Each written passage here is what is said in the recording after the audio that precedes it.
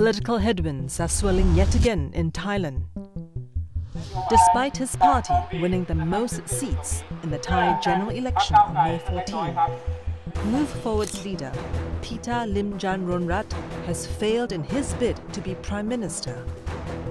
Even as the National Assembly meets for a third time to choose a leader, it is shaping up to be a power struggle between the reformists and the establishment. Whoever wins could determine Thailand's trajectory for the years to come. Will the victors of the May elections prevail, or will the military once again exert its influence on Thai politics? Could the political uncertainty throw the kingdom into social and economic upheavals?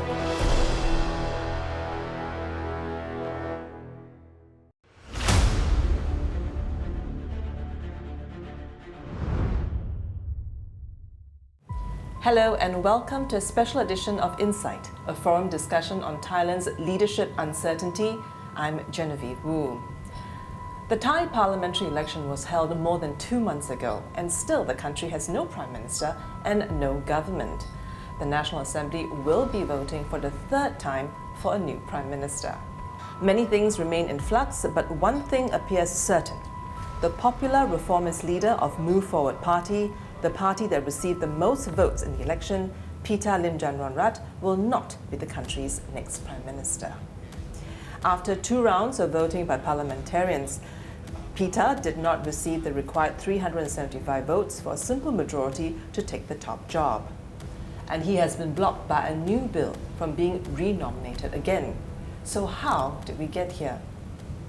For more answers today, I am joined by Harrison Cheng, Director at Control Risks, Saitan Hansukul, Senior Analyst at the Economist Intelligence Unit, and Dr. Terence Lee, Associate Professor at the Department of Political Science, National University of Singapore. Welcome, everyone. Now, when Parliament is still deciding on Thailand's next Prime Minister, the story has been that the leader of Move Forward Party, Pita, has been sidelined. Now, what is your analysis on why this has been so? Yes, perhaps I can try to shed light on that. What happened after the May 14th election has to be seen in the context of the legacy of the coup in 2014 and the constitution that came after it. If you recall, the 2019 election, the Pheu Thai party won the largest number of seats from that election. But they ended up in the opposition. And the Palang Pracharat party, which is military aligned, came forward and formed the current government, which is the caretaking government. So fast forward to 2023, the situation hasn't changed much because of that legacy.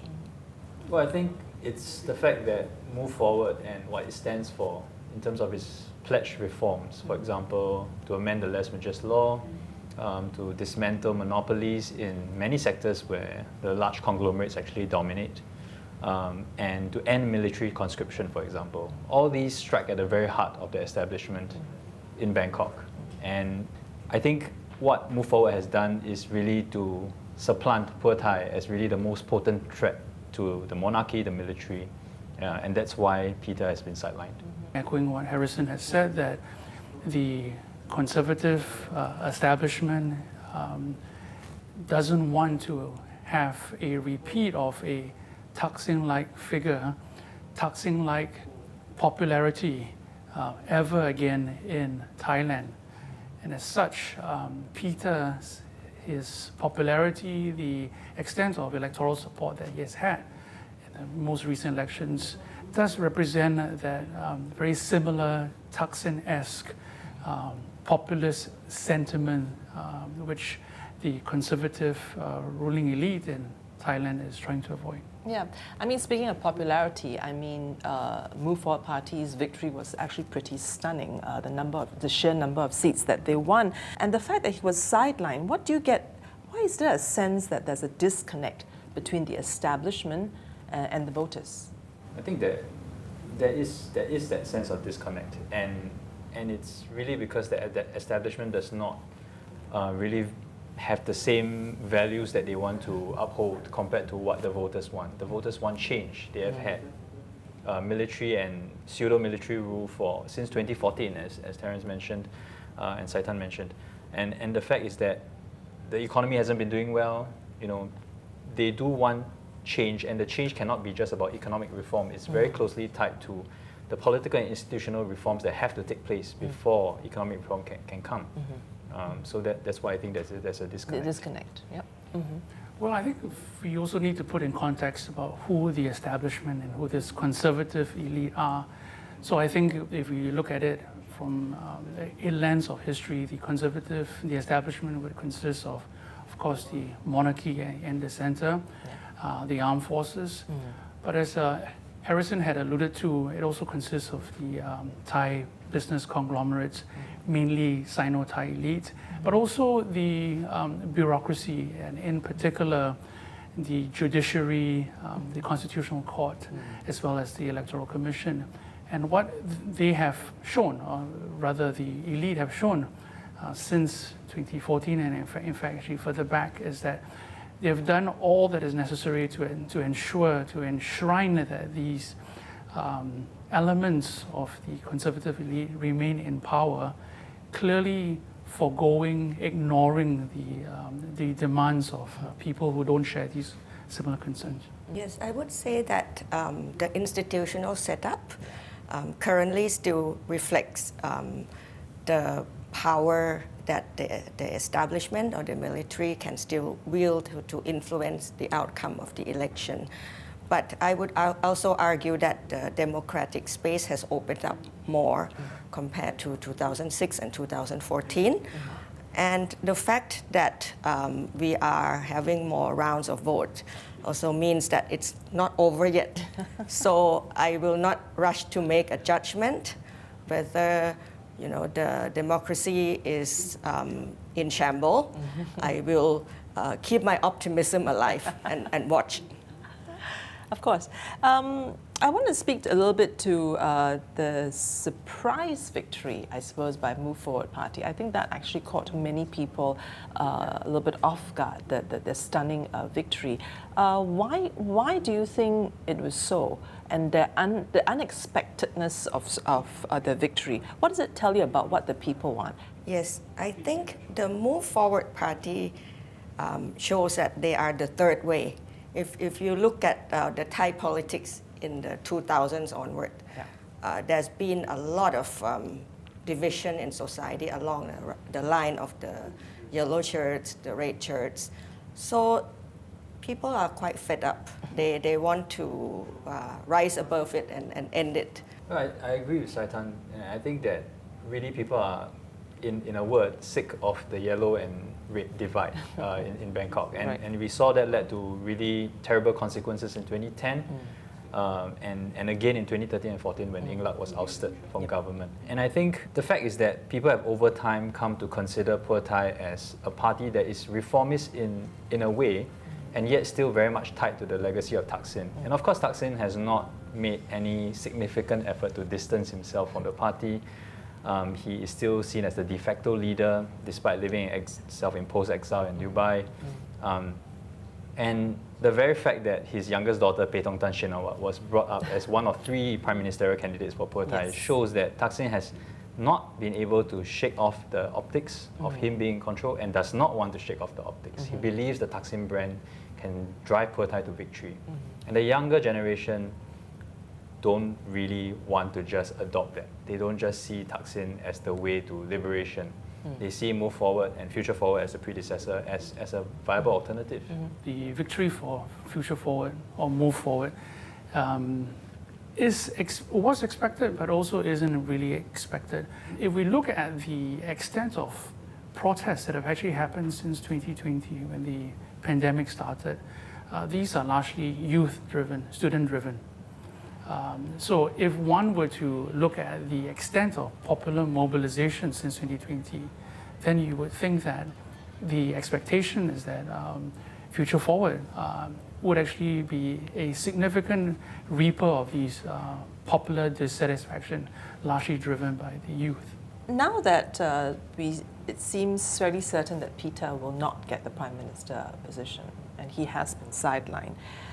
We don't know the outcome yet of the third vote, but should a Pheu Thai candidate, say Srettha Thavisin, get the nomination, or he wins, what would that win signify for the reformist movement as well as the establishment? I think it can be seen as a partial victory because you see, there's been a lot of efforts to block Pheu Thai and Thaksin from politics for 2 decades, Yes. roughly 2 decades. And now they are back and positioned to be taking a new government. And that's why I still have my optimism about Thai democracy. It takes time, but the people's voice matters. Maybe not 100%, but they will take what they can get. So it can be considered a partial victory, although the fact that the winner of the largest party in parliament doesn't get the top job and he's being blocked by the parliamentary machinery shows that it's not a full-fledged democracy yet. Do you agree then? A partial victory? I think so, but the partial victory may not end with a complete victory. So if we see 2023 as the phase 1 of 2 of really making sure that the democratic parties are able to control the government and drive the agenda, yes, perhaps. And in the next election by 2027, perhaps move forward, even though it might end up being the opposition this time, it could actually garner quite a lot more votes because of potential backlash against Pheu Thai for working with the conservative parties. But if you look at the numbers, break it down, what would a hybrid government look like? Essentially, it's Pheu Thai and some of their allies with about 160 over seats. Right. The conservative bloc is 188. So who will call the shots? If this is a partial victory at the polls, will it be a partial victory when the government starts governing? Will Pheu Thai's more radical reforms start to get stifled and suffocated? And in the end, what would that mean for this part 1? So I think there's the uncertainty there. If the pro-military parties, and there are 2 in the electoral landscape right now, if they become coalition partners of Pheu Thai, then clearly any inkling of reforms, changing things to move forward, sorry the pun there, with the aspirations of the youth, I think that would be compromised because, as Harrison has said, the conservative elements, the pro-military parties would clearly be the ones setting the agenda, and Pheu Thai would just be very much just a placeholder in Parliament and not being able to put forth any solid reformist agendas on the policy landscape. Okay, we're going to take a short break. And when we come back, we'll take a closer look at Move Forward Party's agenda and what makes it exactly so troubling for the Thai Conservative Bloc.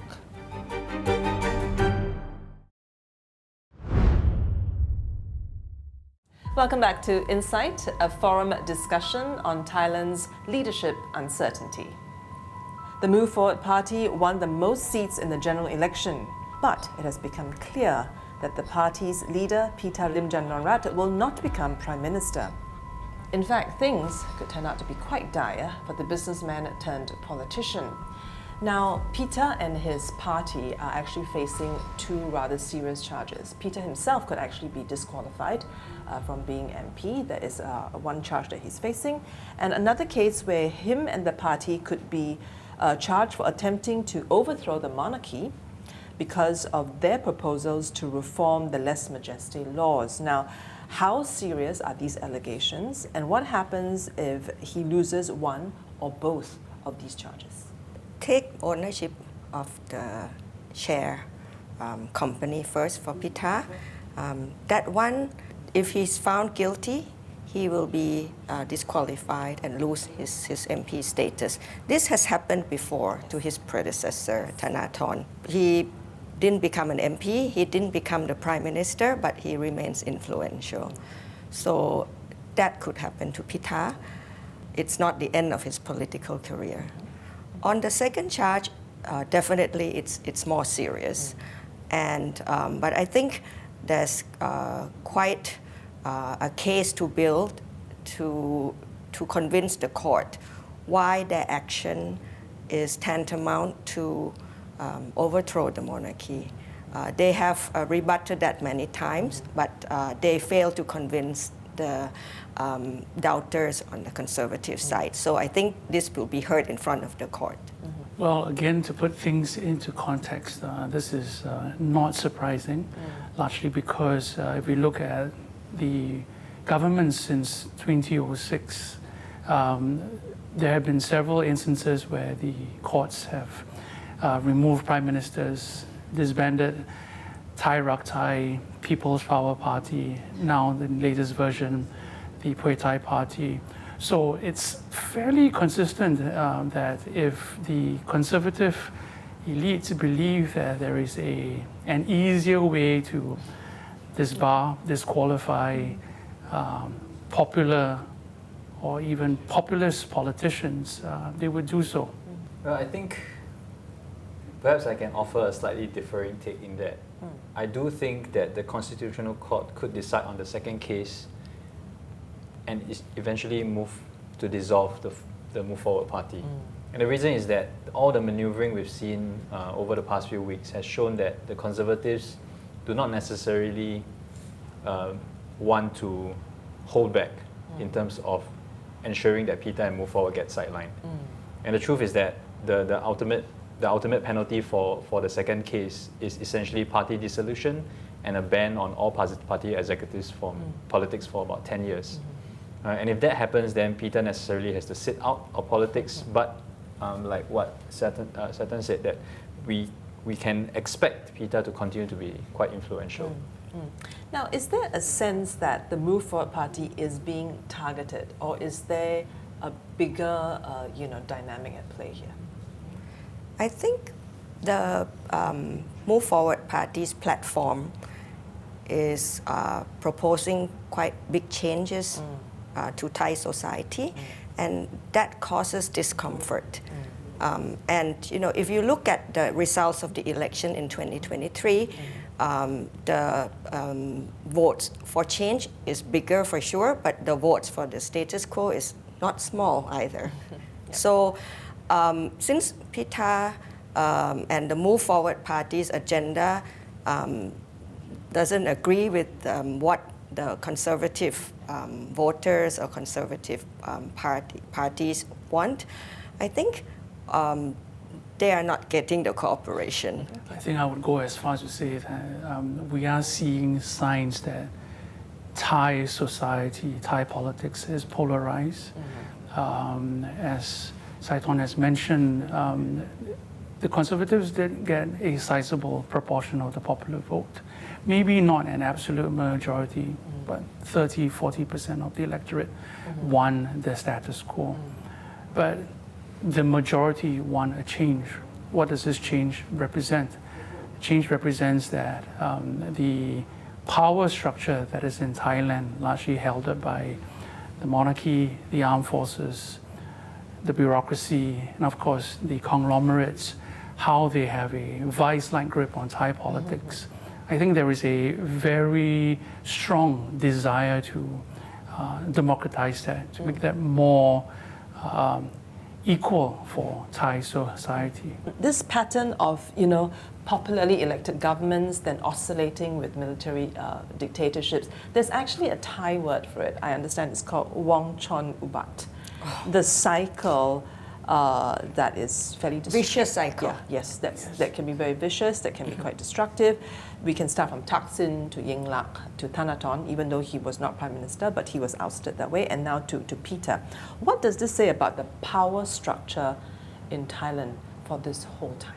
If I may hazard a guess, just looking at the history of how these things have played out over the past, kind of 20 years now,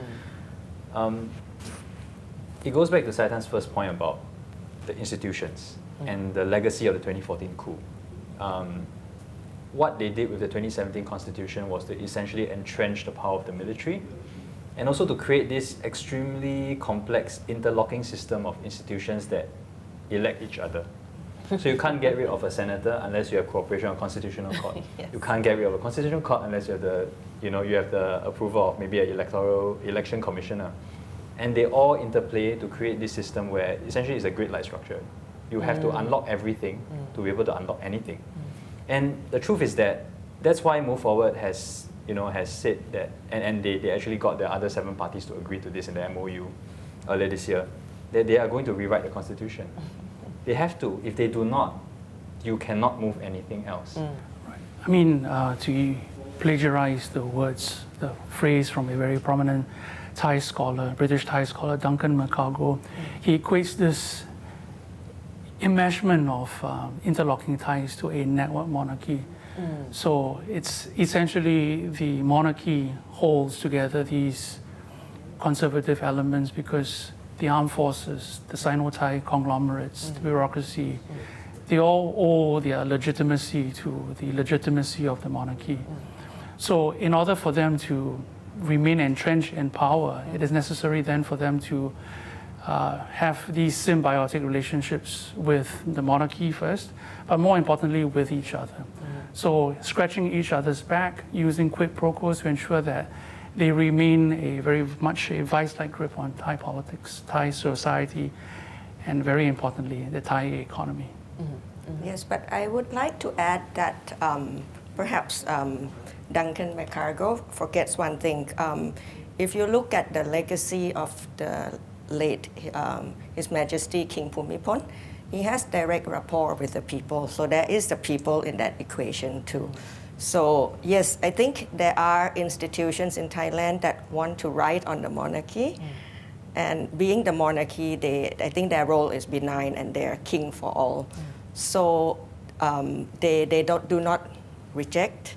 And the current king has also been interviewed impromptu before. He said that he loves them all the same. So I think that's the role of the monarchy for Thais. I mean, other people may have different ideas, but a lot of Thais still feel that way, that it's an institution that represents all Thais. Now, speaking of the monarchy, which then brings me to Move Forward parties, like I suppose big sticking point, the 112 amendment that they are proposing. Now, is there a wiggle room now for the Move Forward party to actually drop this to secure power, to be pragmatic about it? Or have they painted themselves into a corner that it will be seen as a betrayal by their followers? Oh, that's a difficult one. I think the conversation didn't start on a good footing. Instead of having informed and moderate conversation about it, things unfortunately have taken place in the social media, and there are a lot of mudslinging that is unproductive. So it's difficult. I don't know how you feel about it. The bottom line is that it will be very, very hard for Move Forward and Pita to drop the pledge to amend the Lèse-majesté law. And that's really because if you look at how Move Forward draws its support from the protests in 2020, 2021, a large part of that is because of this promise to reform the current system. Right. I mean, Pita has said that he respects the monarchy, he understands how important it is for all Thais, and therefore this amendment is just to ensure that it's not used for selective prosecution, for example. Of course, social media has not helped because it has amplified and brought it to kind of like a slippery slope argument that Pita eventually, this is just step one of eventually removing the monarchy altogether, which Pita still continues to vehemently reject. We're going to hold the thought there for now, and when we come back, we'll take a look at the Senate, or the upper house of the Thai Parliament, and how it wields power in the kingdom, and why Thai youths are clamoring for change.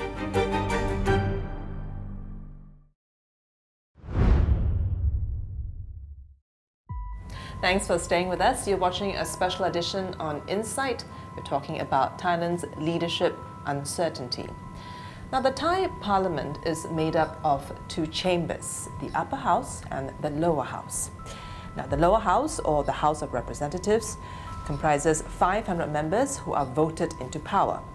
The upper house, also known as the Senate, comprises 250 appointed senators.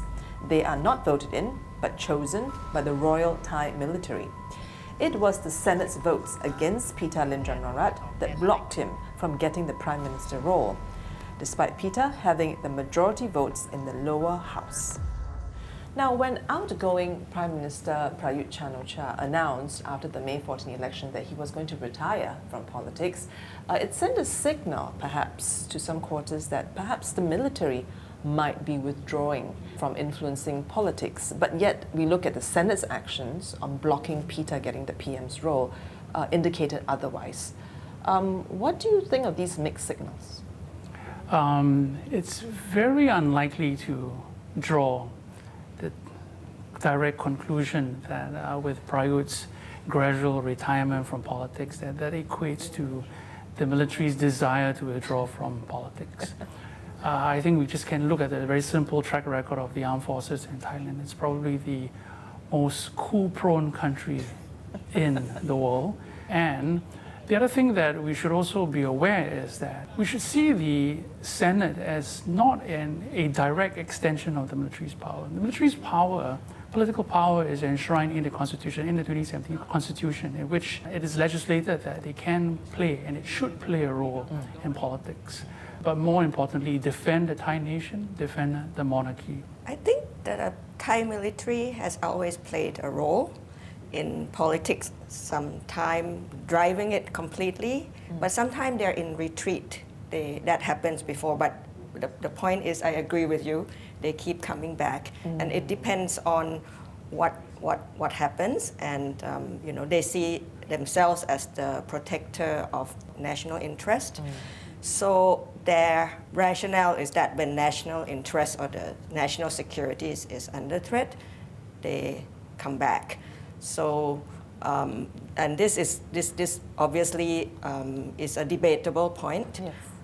I myself see that the military role is likely to decline from this point onward, but it will not be non-existent. They can be in retreat, as in the 1990s, when democracy works and there is societal consensus, nobody is going to kill the other side. So they were quite hands-off. There was a big gap in a coup, 1992 and 2006. So there was a gap. But I agree with you. I don't know whether this is the last we will see of it. Harrison, what do you think? I think as going back to the factors on that will affect the likelihood of a coup in the future, it's number one, whether this government that's formed from this process will include the conservative parties. And if Prawit Wongsuwan, who is a fellow coup conspirator of Prayut back in 2014, will play a major role in that cabinet. Because Prawit and Prayut hand in hand basically hold a lot of the relationships between the ex-military politicians and the military right now.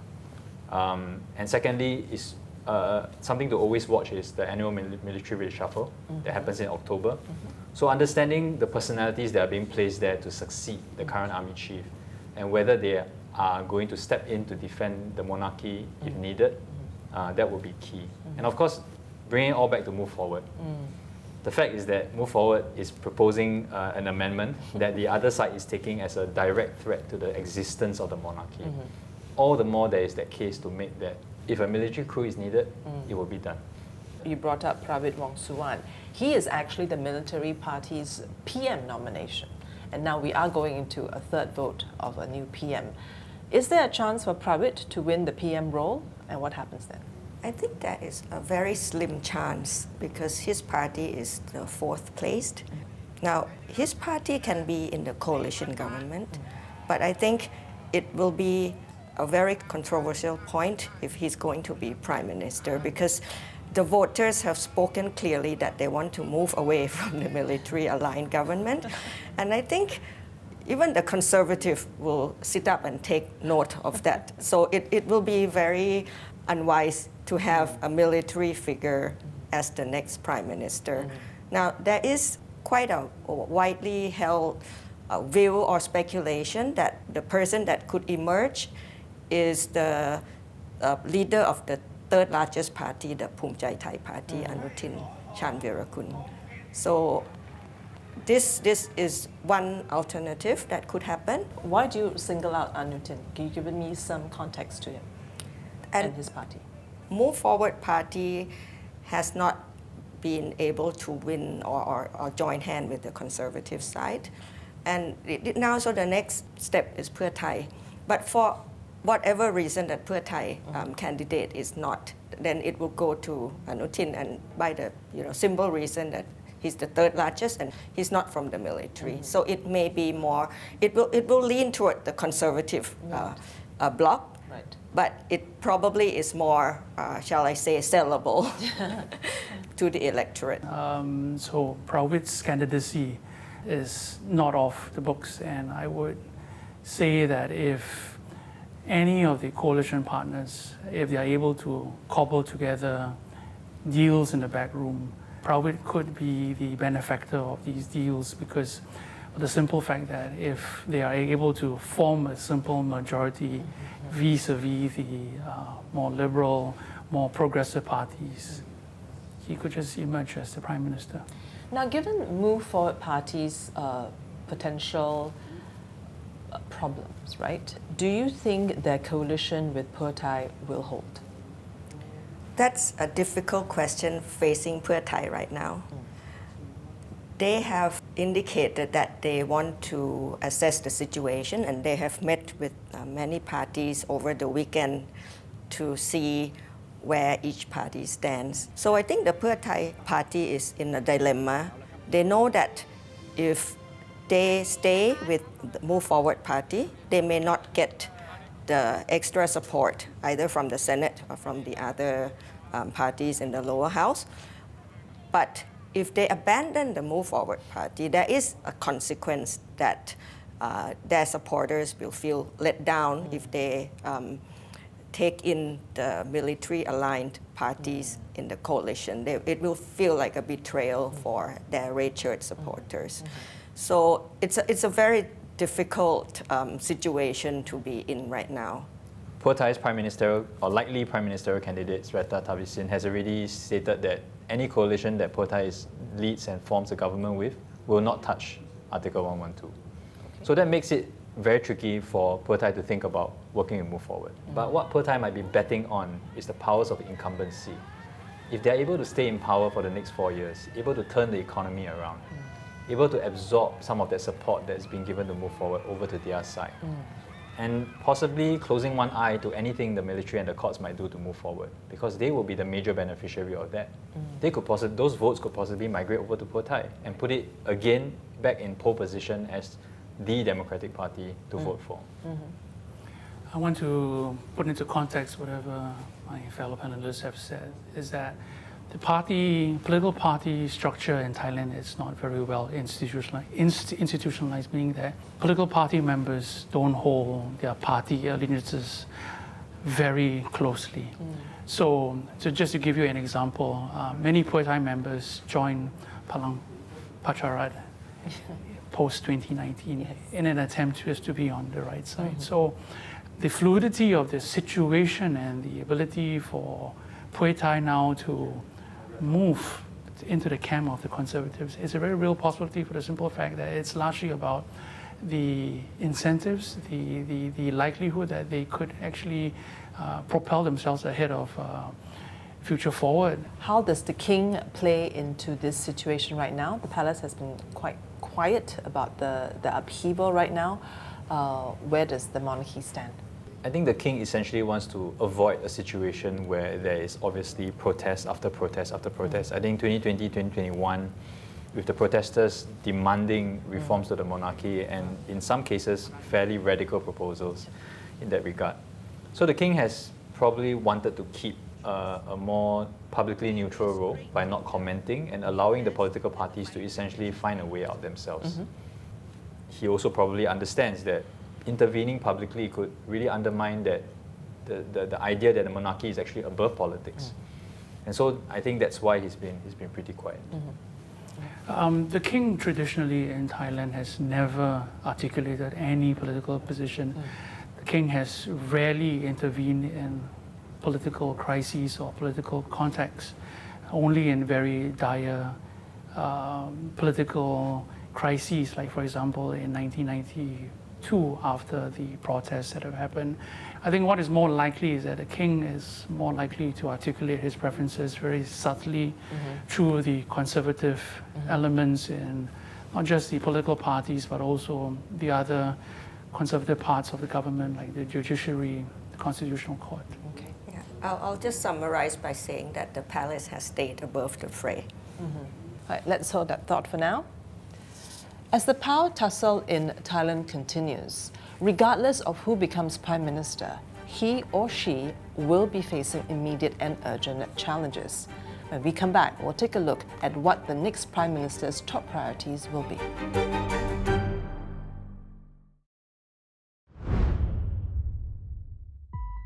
Welcome back to Insight.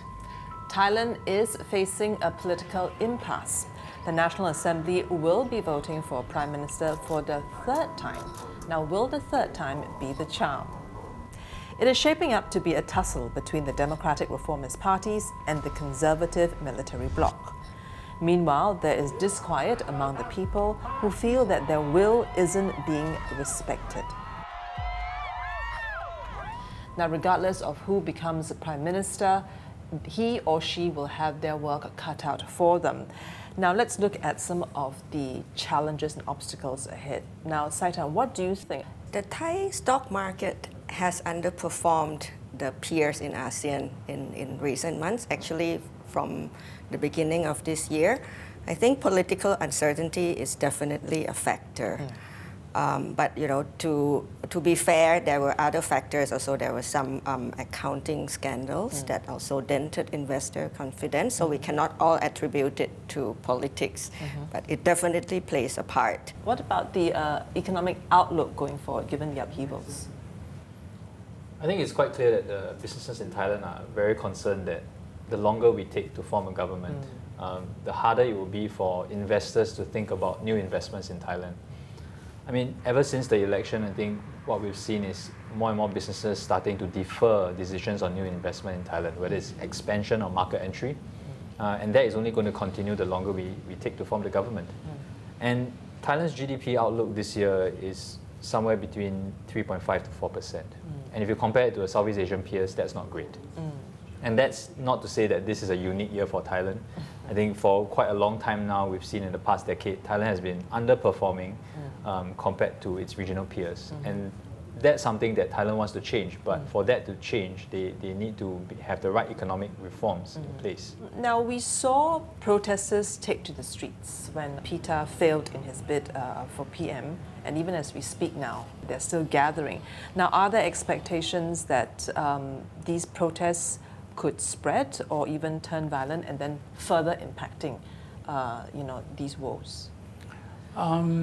If we look at the support for the Move Forward Party, it's largely been the students, the youth, very similar demographic to the ones that have been protesting since 2020 and during the pandemic. Those largely have been peaceful. Their demands have been headline grabbing for sure. But they have kept within the realms of the law and largely, like I said, peaceful. I think the wild card is actually the supporters of the Pheu Thai party, the red shirts, because they're the ones that are more, putting it in another way, hardcore. And they have a track record of being violent. We turn back to 2010. It's when they turned violent, and that's when the military and the security forces had to use force to put them down. So the question now is, if Pheu Thai doesn't live up to its ideals, its so-called promises, will they be the ones that now to ratchet up the ante, so to speak? So I'm not too concerned about the youth, because I think they've been relatively well behaved for a better part of 2-3 years with their protests. Yes, I would second Terrence's observation on the Move Forward Party's supporters and protesters. Because they're young, I've seen in social media that their strategy is that we will come back even stronger in the next election. And as I mentioned before, if you look at the past 20 years, there's been an effort to keep the party that is an anti-establishment out, but it's unsuccessful. Look at Pheu Thai today. Yeah. You know, they're back. So I think this gives me a sense that Thai democracy works. It doesn't work ideally, but it takes time, and they cannot kill off the opposition. Now, with, I suppose, Pita no longer in the running, very much likely, what outcome do you think will be accepted by the electorate? We think that the new government will be led by the one of the all opposition parties. We still think that will be the case, and it goes back to my statement earlier that it will be a partial victory, not a full victory, but a partial victory. Okay. I think fundamentally there is still a huge disconnect in Thai politics. I think a lot of it has been unleashed in the early 2000s by Thaksin's appeal to the masses, people whom he argues are the forgotten, the farmers, the non-Bangkok elite, right? So that has carried forward for a better part of 20 odd years, in which now it has evolved not only just to the masses, the rural community, but also the youth like to call themselves the forgotten youth, right? The people of this lost generation. This disconnect doesn't seem to have been resolved by the very strong performance for the Move Forward Party. So if this disconnect isn't resolved, then this is a script that's going to be played again and again and again. Right. I mean, my call is that it will probably be a hybrid government. It will probably be led by Pheu Thai and support from Bum Chai Thai, the Democrat Party, possibly Palang Pracharat. I don't know if the Prayut's former party, United Thai Nation Party, will be part of that coalition. Right. It depends on how firm Pheu Thai wants to get in terms of forming the government. Right. So maybe one more thought before we go. Now, one of the biggest momentum of this year's election really was the 112 and the passion that MFP carried with it about, talking about breaking down the establishment, reforming and a more liberal kind of view of the country. Now, is this reform, from reforms from Lèse-majesté to reducing military power to dismantling monopolies, simply delayed but inevitable? The theme of reform or demand for reform will not go away, but it needs to achieve a broader societal consensus. And to reach that, we need to have rational conversation. So it will be in Thailand's advantage to start that rational conversation. And I think both the conservative side and the reformists need to learn to accommodate each other more. I think I will quote someone, I don't know who said this, that if I disagree with you, it doesn't mean that I hate you. It doesn't mean if you have a different belief from me, it doesn't mean that you're a bad person and I have the monopoly on being good. So we can have mature conversation, and the sooner that happens, the better. Okay. I think I would agree that reform is inevitable. Right. And I think the monarchy also understands that in order to survive in a modern age, it needs to adapt. And that's not just picking out kind of like an old adage and tossing it around and applying to every situation. Right. The Thai monarchy can legitimately look at its own history and see that past kings have also successfully adopted reforms to enable them to survive. King Chulalongkorn was kind of like the prime example of that. He was able to so successfully create such a legitimizing power for the monarchy and bring the institution forward into the modern age. And arguably, I think if the monarchy were to find a way to do the same and realize that they don't have to be so reliant on the military to protect it, but it itself can be an institution that commands respect for the people and creates that consensus, then I think we could see a way forward. 112, if a rational conversation could be had about compromises to be made on the periphery to build confidence that that doesn't mean the abolishment of the monarchy or any diminishing of the monarchy's role in Thai politics. I think maybe that gives confidence that we could have baby steps, reforms, and hopefully that will address some of the concerns that the younger generation in particular have. All right. Thank you very much for joining me today on talking about Thailand's leadership uncertainty. We should know in the coming days on the outcome of Thailand's political quagmire and the impact it will have on the kingdom's 70 million people. I'm Genevieve Wu. Thank you for watching Inside.